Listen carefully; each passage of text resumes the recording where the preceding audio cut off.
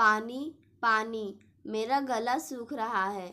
ओह माँ, कहाँ हो आप? बहू के होश में आने की आवाज़ सुनकर अस्पताल के कमरे में बेड के पास ही पड़ी कुर्सी पर आंखें मूंदी बैठी सुधा हड़बड़ाकर हरकत में आ गई।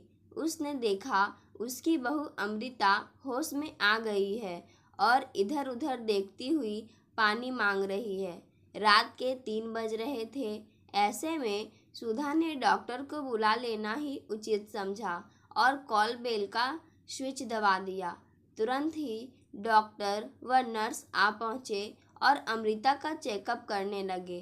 कल शाम अमृता खरीदारी करके घर लौट रही थी, तभी सामने से तेजी से आते ट्रक ने उसकी कार को साइड से टक्कर मार दी थी। कार उलट गई थी और ट्रक वाला चालाकी से तुरंत वहां से भाग गया था। हादसा देखने वाले कुछ लोगों ने तुरंत ही पुलिस की सहायता ली और अमृता को अस्पताल पहुंचाया। उसके सिर पर गहरी चोट आई थी, बहुत खून बह चुका था और वह बेहोश थी। घर पर सूचना मिलते ही सुधा, उसका पति अशोक और बेटा मयंक अस्पताल पहुंच गए थे। डॉक्टरों ने अमृता का यथासंभव उपचार किया, उसे खून भी चढ़ाया गया। फिर भी उसकी हालत स्थिर नहीं थी। जब तक उसे होश नहीं आ जाता, खतरा मंडरा रहा था। अब उसे होश आया देख सुधा की जान में जान आई थी। सुधा कुछ देर तो वहीं खड़ी रही और फिर डॉक्टर और नर्स को कमरे में छोड़कर बालकनी में चली गई और खुली हवा में उसने सांस ली। मध्यम चांदनी बिखेरता पूर्णिमा का चांद ढलने को था, जिससे तारों में और भी चमक आ गई थी। चारों तरफ शांति थी। थकी हुई सी सुधा वहीं बेंच पर बैठ गई। उसकी आंखों से नींद कोसों दूर थी। आंखों के सामने था उसके अतीत की किताब, जिसके पन्ने खुलते जा रहे थे। सुधा मध्य परिवार की बेटी थी। वह 3 बहनों में से सबसे बड़ी थी, इसलिए जिम्मेदारी का एहसास उसे बचपन से ही कराया गया था। ग्रेजुएशन के बाद उसे एक प्राइवेट स्कूल में नौकरी मिल गई और उसके लिए मानो समय वहीं रुक गया। 4-5 साल के अंदर ही उसकी दोनों छोटी बहनों ने अपनी पसंद के लड़कों से शादी करके घर बसा लिए, लेकिन सुधा वहीं की वहीं थी। वह अब भी अविवाहित थी। पिताजी सरकारी नौकरी से रिटायर हो चुके थे। माता पिता का सहारा अब सुधा ही थी। अब उसकी शादी कर देनी चाहिए, यह ख्याल तो उन्हें आता था, लेकिन इस दिशा में वे कोशिश कहाँ कर रहे थे। किसी चमत्कार के ही इंतजार में थे कि दूल्हा खुद ब खुद चल कर आएगा। वैसे भी सुधा शांत और सुशील स्वभाव की लड़की थी। ऐसे लड़कियों से माँ बाप की इज्जत को भी कोई खतरा नहीं होता। फिर भला वे उसकी शादी की ज़्यादा चिंता क्यों करे। सुधा जब 35 वसंत पार कर चुकी थी, तब पड़ोसिन अंबिका चाची ने एक रिश्ता सुधा के लिए बताया। लड़का विधुर वकील था। पत्नी का हाल ही में निधन हो चुका था और उसके 5 साल का एक बेटा भी था। सुधा ने कोई ऐतराज नहीं किया। माँ बाप भी मान गए और उसकी शादी अशोक के साथ हो गई। ससुराल पहुँचते ही सास ससुर ने नन्हे गोल मटोल मयंक को सुधा के हवाले कर दिया। सुधा ने भी खुशी से उसे अपना लिया और माँ का प्यार देने की भरसक कोशिश की, लेकिन मयंक को उसे मौसी कहने के लिए समझाया गया था, सो वह उसे मौसी ही कहता था और फिर ज़रूरत पड़ने पर ही वह सुधा से बात करता था। बाकी का समय उसका दादा दादी के साथ ही गुजरता था। अशोक का भी सुधा से कोई खास लगाव नहीं था। वह अब भी अपनी मृत पत्नी की यादों में खोया रहता था और बाकी समय काम में व्यस्त रहता। उसके लिए भी सुधा की कोई अहमियत नहीं थी। कभी किसी मामले में वह उसकी राय तक नहीं लेता था। सुधा मन ही मन दुखी रहती, सोचती कि उसने शादी क्यों की। क्या शादी का मतलब एक घर से निकलकर दूसरे घर आकर रहना ही होता है। अशोक ने उससे शादी से पहले ही कह दिया था कि मयंक के अलावा उसे अब कोई बच्चा नहीं चाहिए और सुधा ने भी उस समय हामी भर दी थी। लिहाजा सुधा अपने बच्चे को जन्म ही नहीं दे सकती थी। फिर भी उसकी कोशिशें जारी थी कि मयंक उसे माँ समझकर प्यार करे, अशोक उसे पत्नी समझकर अपनाए और सास ससुर की वह लाडली बहू बनकर रहे। वैसे सुधा को रुपये पैसों की कमी नहीं थी। समाज में वह एक इज्जतदार और अमीर वकील की पत्नी का दर्जा पा चुकी थी। समय गुजरता जा रहा था। पहले सास और 1 साल बाद ससुर भी गुजर गए। मयंक अब 12 साल का हो गया था। अब तो वह सुधा को उल्टे जवाब देना भी सीख गया था। अपने मित्रों के सामने भी वह सुधा को अपमानित कर देता था। अशोक से इस बात की शिकायत करने के बारे में तो सुधा सोच भी नहीं सकती थी, क्योंकि अशोक स्वयं भी तो ऐसा ही कर रहा था। सुधा अब पछता रही थी कि बच्चे वाले विधुर पुरुष के साथ शादी करके उसने बड़ी गलती की थी। लेकिन अब क्या हो सकता था? उसके माँ बाप भी अब नहीं थे और बहनें तो थी ही पराई। अब जीवन ऐसे ही गुजरता जाएगा। किसी दूसरे मोड़ के बारे में तो सिर्फ कल्पना ही की जा सकती है कि वह सुखदायी होगा। बहरहाल सुधा की अच्छी देखभाल से ही मयंक पढ़ाई में अव्वल आता रहा और देखते ही देखते उसने इंजीनियरिंग भी कर ली। कुछ ही दिनों में उसे अच्छी नौकरी भी मिल गई, पर वह अब अपनी सफलता का सारा श्रेय अपने पिता को ही देता था। मानो घर में वह सिर्फ पिता के साथ ही रह रहा था। कहता था, मेरी माँ तो बचपन में ही गुजर गई। मौसी कच्चा पक्का जैसा भी खाना सामने धर देती थी, मैं खा लेता था। वह तो पापा ही थे जिन्होंने मुझे कभी माँ की कमी खलने नहीं दी। ऐसा कहते वह यह भूल जाता था कि उसके जरा भी बीमार पड़ने पर सुधा रात रात भर जागकर कैसे उसका ध्यान रखती थी, दवाइयाँ देती थी, डॉक्टर के पास ले जाती थी। अशोक के पास समय ही कहाँ होता था। स्कूल से लेकर कॉलेज तक उसकी किताबें और दूसरी चीज़ों को सुधा ही सहेज कर रखती थी, जिससे कि वह अपना पूरा ध्यान पढ़ाई में लगा सके। खैर, मयंक अब एक होनहार, जवान और कमाऊ इंजीनियर था।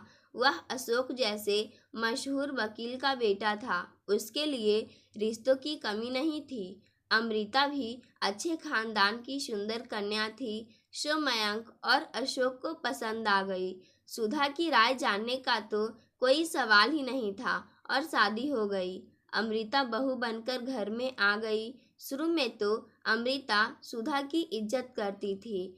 1-2 बार सुधा को मम्मी कहकर भी उसने संबोधित किया, लेकिन मयंक की देखा देखी जल्दी ही मौसी कहना शुरू कर दिया। अब मयंक के साथ साथ सुधा को अमृता के नखरे भी उठाने पड़ते थे। उसकी पसंद का खाना बनाना पड़ता था। आदतन वह अपने कपड़े कहीं भी फेंक कर चल पड़ती थी। समेट कर ना रखने पर सुधा को डांटती भी थी। एक बार अमृता किसी बात को लेकर सुधा से बहुत खुश हुई और मौसी ले लो कहकर उसे 500 रुपये का नोट पकड़ा दिया। उस समय सुधा का मन हुआ कि वह दहाड़े मारकर रोए, लेकिन वह चुप रही। मानो सहनशक्ति का दूसरा नाम ही सुधा था। कभी फुर्सत मिलने पर सुधा सोचती थी कि जिस दूसरे सुखद मोड़ की वह कल्पना करती है, वह मोड़ साकार ना होने वाली कल्पना बनकर ही रह जाएगा। सुधा कभी अमृता के बारे में सोचने लगती कि अमृता की दोनों बहनें अमेरिका में हैं, मम्मी पापा भी ज़्यादातर वहीं रहते हैं।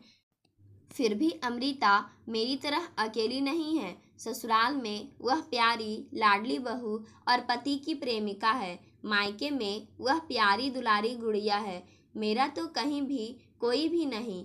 अमृता ने बेटे को जन्म क्या दिया, मानो घर खुशियों से भर उठा हो। अब सुधा को फुर्सत मिलनी बिल्कुल ही बंद हो गई। नन्हे चिप्पी के साथ सुधा के दिन गुजरने लगे। अब वह दादी बन गई थी, लेकिन जानती थी कि चिप्पी जब बोलना शुरू करेगा उसे मौसी के अलावा कुछ नहीं कहेगा। चिप्पी जब 1 साल का हुआ उसने एक एक शब्द बोलना शुरू किया। अब तक वह मौसी कहना सीखा नहीं था। अशोक को वह दा कहता था तो सुधा को भी वह दा ही कहता था। इस पर सुधा को जरा सी आशा बंध गई कि किसी दिन वह दादी भी कह देगा। और कल यह हादसा हो गया। जब अमृता को अस्पताल पहुंचाया गया था तब उसकी हालत देखते हुए डॉक्टर ने अशोक की तरफ मुखातिब होकर कह दिया था, हम अपनी तरफ से बचाने की पूरी कोशिश कर रहे हैं, लेकिन कुछ कहा नहीं जा सकता। केस बहुत ही गंभीर है। अगर और कुछ घंटे या होश में ना आई तो आप समझ सकते हैं कि क्या होगा। उस समय अशोक, मयंक और चिप्पी को गोद में उठाए सुधा सभी तो वहां मौजूद थे। फूट फूट कर रोते मयंक को अशोक और सुधा दिलासा दे रहे थे कि बेटे, अमृता को कुछ नहीं होगा, डॉक्टरों पर भरोसा रखो, सब ठीक होगा। इस समय सुधा इस परिवार की एक सदस्य थी। उसे कोई अलग नहीं समझ रहा था। शायद दुख की घड़ियों में अपने और पराये में फर्क करना लोग भूल जाते होंगे। महिला वार्ड में अमृता के पास रहने की इजाज़त किसी एक को, वह भी किसी महिला को ही मिल सकती थी। सो सुधा ने यह जिम्मेदारी खुद पर ली और अशोक, मयंक तथा चिप्पी को घर भेज दिया। अमृता के साथ अब अस्पताल के कमरे में सुधा ही अकेली थी। आंखें बंद करके बिस्तर पर बेहोश पड़ी अमृता को देखकर सुधा मन ही मन उसके ठीक होने के लिए प्रार्थना कर रही थी। शायद उसकी प्रार्थना सुन ली गई और अमृता होश में आ गई। डॉक्टर और नर्स अब भी अंदर ही थे। सुधा बाहर बैठी उनका इंतजार कर रही थी। करीब आधे घंटे बाद नर्स ने आकर सुधा को सूचना दी कि खतरा टल गया है, अमृता ठीक है और वह कमरे में जाकर अमृता के पास बैठ सकती है। नर्स और डॉक्टर चले गए। सुधा कमरे में आ गई, अमृता की चादर ठीक की और कुर्सी पर बैठ गई। अमृता होश में थी और सुधा की तरफ ही आपलक देख रही थी। शायद कुछ कहना भी चाह रही थी, पर कमजोर या दवाइयों के असर के कारण वह जल्दी ही नींद के आगोश में चली गई। सुधा ने भी राहत की सांस ली और कुर्सी पर बैठे बैठे ही उसकी आंख लग गई। 15 दिन अस्पताल में रहकर अमृता घर आई। अस्पताल में सुधा ने अमृता की जो देखभाल की वह देखकर तो कोई भी यही कहता कि यह अमृता की सास नहीं बल्कि माँ है। घर आकर भी वह अमृता की सेवा में लगातार जुटी हुई थी। डॉक्टर के मुताबिक तो सुधा का सही देखभाल ही अमृता को बचाने में कारगर साबित हुई थी। अशोक और मयंक की आंखों में भी अब सुधा के प्रति आदर भाव झलकने लगा था। एक दोपहर अशोक घर पर ही थे और मयंक ऑफिस गया हुआ था। अमृता सोई हुई थी और सुधा पास ही कुर्सी पर बैठी हुई थी। तब अशोक ने उससे पूछ ही लिया, सुधा, तुम इतना प्यार करती हो अपनी बहू से? सच में, अगर तुम्हारा प्यार और आत्मीयतापूर्ण देखभाल अमृता को नसीब ना होती तो बेचारी को ना जाने क्या हुआ होता। सच में तुम्हें वह इतनी प्यारी है। मानो अशोक भावना के प्रवाह में बहकर सुधा का मन टटोलने की कोशिश कर रहे थे। नहीं, मैं प्यार नहीं करती अमृता से, सुधा लगभग चिल्लाई। यह सुनकर अशोक को अपने कानों पर विश्वास ही नहीं हुआ, ना ही सुधा से दोबारा कुछ पूछने की वह हिम्मत जुटा पाया। कुछ देर चुप्पी छाई रही। अशोक जी, मैं सुधा से यानी अपने आप से प्यार करती हूँ, क्योंकि मुझसे कोई प्यार नहीं करता। चुप्पी तोड़ती हुई सुधा एक छोटे बच्चे की तरह बोली, सोचो, अगर अमृता को कुछ हो जाता तो आपकी ही तरह मयंक की भी दूसरी शादी हो जाती, मयंक की दूसरी पत्नी घर में आ जाती। क्या मयंक उससे प्यार करता? क्या चिप्पी उसे मौसी ना कहता? क्या हुआ, आपकी लाडली बहू होती? नहीं होती ना, वह बिल्कुल मेरे जैसी होती। अरे, दूसरी सुधा होती वह, प्यार नाम की चीज से कोसों दूर।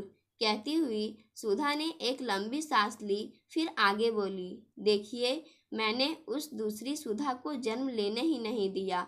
अच्छा किया ना मैंने। कहो, मैंने अच्छा किया या बुरा?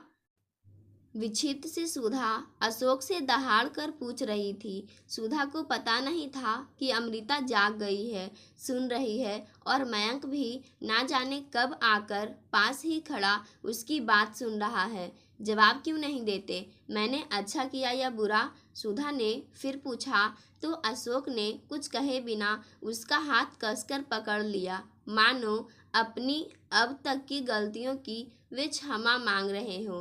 तभी मयंक आगे बढ़ा और सुधा को गोद में उठाकर उसका माथा चूमता हुआ बोला, माँ, मेरी प्यारी माँ, तू मेरे सामने थी और मैं तुझे तस्वीर में देखता रहा। कहते हुए मयंक ने उसे बिस्तर पर अमृता के साथ लिटाया। इधर अशोक के आंसू थमने का नाम नहीं ले रहे थे और मयंक अब सुधा को चुप कराने की चेष्टा कर रहा था। सुधा, तुम मेरे जीवन में उजाला लेकर आई, फिर भी मैंने तुम्हारी कदर नहीं की। इस घर की स्वामिनी होते हुए भी मैंने तुम्हें तुम्हारे हक से वंचित रखा। मयंक और अमृता भी मेरा ही अनुसरण करते हुए तुम्हारी उपेक्षा करते रहे। इन सब का जिम्मेदार मैं ही हूँ। ना जाने क्यों मैंने तुम्हारे से वास्तविकता की दुनिया से दूरी बनाए रखी, लेकिन अब मैं तुम्हारे पास आ गया हूँ। अब मुझे अपना लो सुधा। कहते हुए अशोक ने सुधा का हाथ कसकर पकड़ लिया। अब सुधा का मन धीरे धीरे शांत हो रहा था। वह चुप थी, छत की तरफ टकटकी लगाए देख रही थी। उसके साथ लेटी हुई अमृता अब हरकत में आ गई और उसका दूसरा हाथ पकड़कर पूछा, बोलो मम्मी, मैं आपकी कौन हूँ? बेटी हूँ या बहू? बताइए। फिर चिप्पी को संबोधित करते हुए बोली, चिप्पी, आप दादी को दां क्यों कहते हो?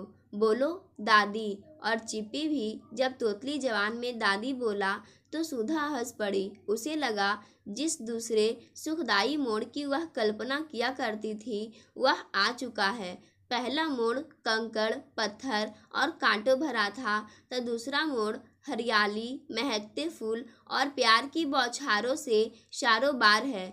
इंतजार रंग लाया है। अब उसकी बाकी की जिंदगी इस मोड़ पर आगे बढ़ती जाएगी, इसमें कोई शक नहीं। पाठकों, आज की कहानी यहीं समाप्त होती है। धन्यवाद।